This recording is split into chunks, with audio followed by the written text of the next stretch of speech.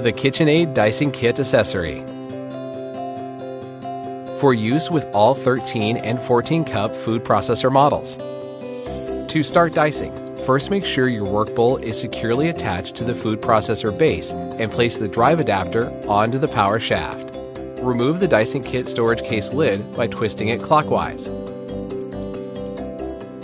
Place the dicing kit base inside the work bowl with the smooth side facing up and insert the dicing blade into the dicing kit base. Place the lid onto the work bowl with the feed tube positioned to the left of the handle and turn the lid to the right until it locks into place. Your food processor is now ready to start dicing. When you're finished dicing, remove the lid and dicing blade.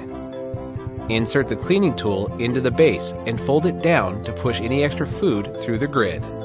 Clean all dicing kit parts by hand or in the top rack of your dishwasher. Place the clean, dry parts back into the storage container. First, place the cleaning tool into the container, followed by the dicing kit base. Make sure to align the dicing grid over the cleaning tool. Place the dicing blade on top of the base and secure the storage container by placing the lid onto the storage container and twisting until it's locked into place.